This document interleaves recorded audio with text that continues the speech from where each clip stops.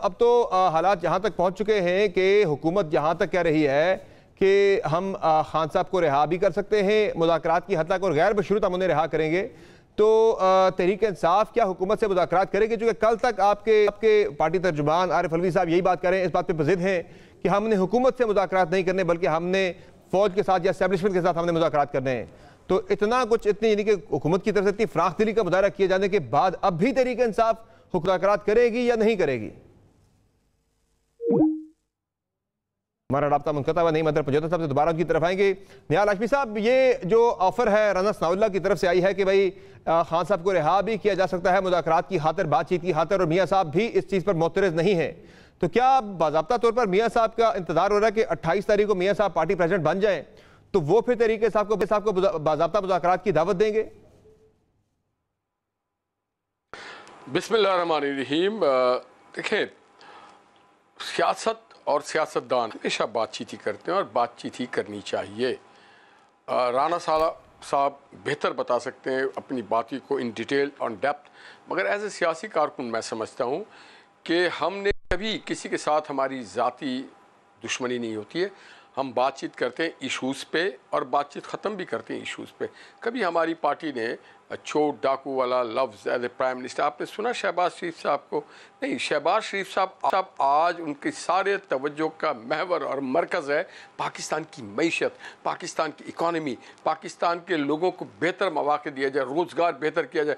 वो चंद माह में कई ममालिक के दौरे किया और माशाल्लाह अच्छे। तो फिर निकालें तहरीक इंसाफ के सियासी तमाम कैदी, जो तहरीक इंसाफ के जितने कैदी सबको निकालें, फिर मुज़ाकरात का माहौल बनाएं सर। फिर मईशत अगर ठीक करनी है, इतना अच्छा एजेंडा अगर। सर, मैंने आज एक रिक्वेस्ट की थी कि मुझे कंप्लीट करने दिया। जी बोलें। दूसरी तरफ जो बातचीत का जो मामला है वो होता है, हर के साथ होना चाहिए। बातचीत हो सकती है इशूज़ पे। क्या इशूज़ है? इमरान खान साहब पहले जेल से अपनी बातचीत करके, अपने वकीलों से केस को बेहतर करके बरी हो, और अभी फौरी तौर पे अगर कोई बात करना चाहता है तो पार्लियामेंट है, वहाँ स्पीकर है, हमारी जमात है, इमरान खान साहब के हामी है, क्योंकि उनकी पार्टी वहाँ पे नहीं है, वहाँ सुन्नी इत्तेहाद तहरीक है। तो वो आए, आके बात करें कि पाकिस्तान की मईशत को, माशरत को, सियासत को कैसे आगे बढ़ाया जाए, कैसे बेहतर किया जाए।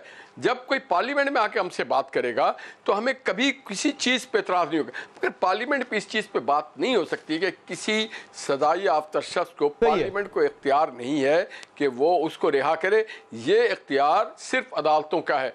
तो ये बड़ा वाज़ेह है। राना सनाउल्लाह ने तो बयान दिया है कि भाई उनकी रिहाई भी अमल में लाई जा सकती है, और ये सियासी केसेस में ऐसा ही होता है जनाब। आप रिहाई जब करानी होता है तो प्रोसिक्यूशन आप स्लो कर देते, रिहाई हो जाती है। पंजोता साहब, ये बताएं कि बड़ी ऑफर आ गई है गवर्नमेंट की तरफ से। राना साहब तो ये कह रहे हैं जनाब के खान साहब को रिहा भी किया जा सकता है अगर तरीके साहब मुज़ाकरात में संजीदगी का इजहार करती है। क्या बढ़ेंगे इस पेशरफ्त को लेकर आगे, इस ऑफर को लेकर आगे?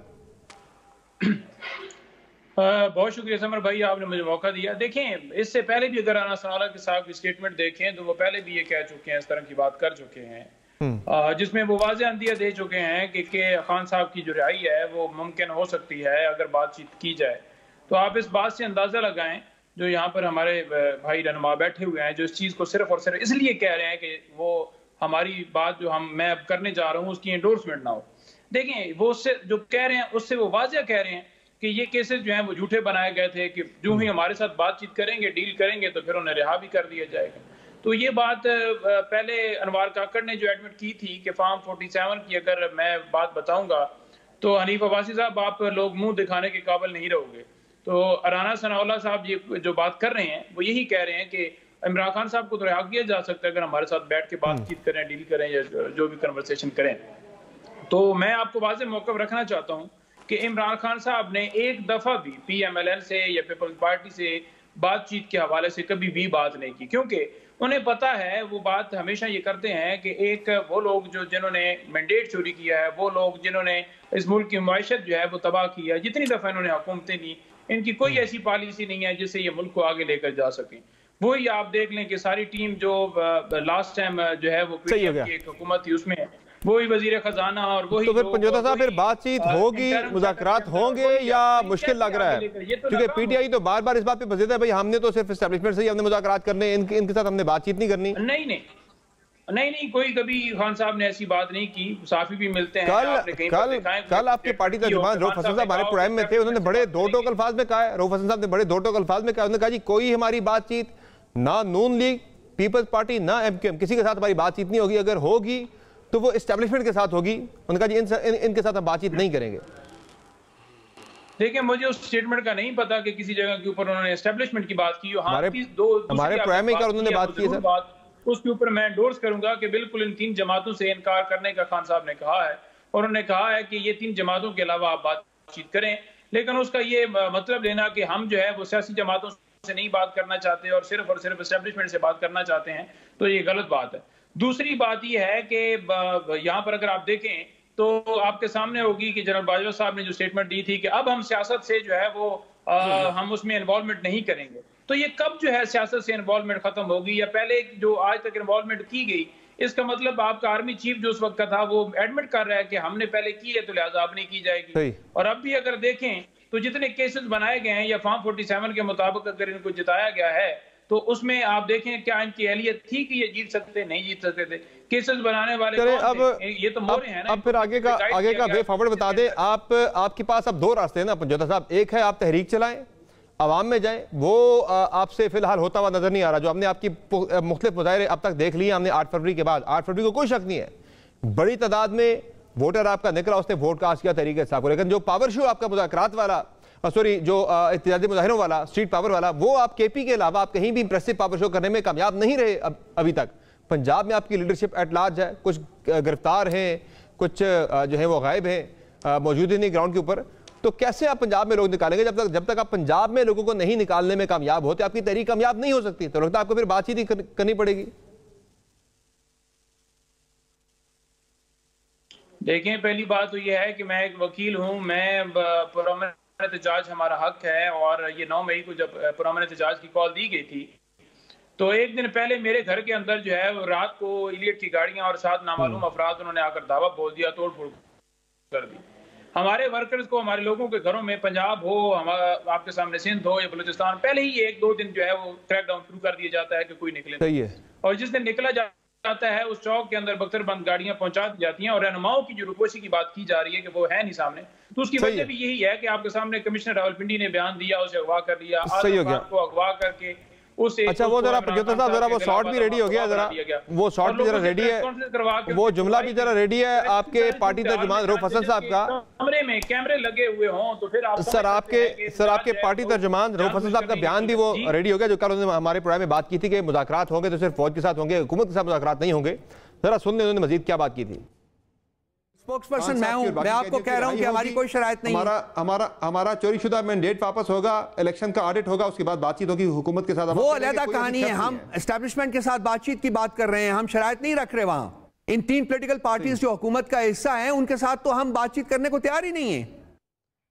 जी हाशमी साहब, वो तो आपसे बात ही नहीं करना चाह रहे, उन्होंने तो बात करनी है एस्टेब्लिशमेंट के साथ। तो फिर आप क्या ऑफर दे रहे हैं कि रिहा करेंगे, ये करेंगे, वो करेंगे? आपकी तवस्सुस से मैं रऊफ साहब से कहना चाहता हूँ और पीटीआई के तमाम तर्जुमान से और पार्लियामेंटेरियन से, इमरान खान साहब पाकिस्तान नहीं है। पाकिस्तान 25 करोड़ लोगों का मुल्क है।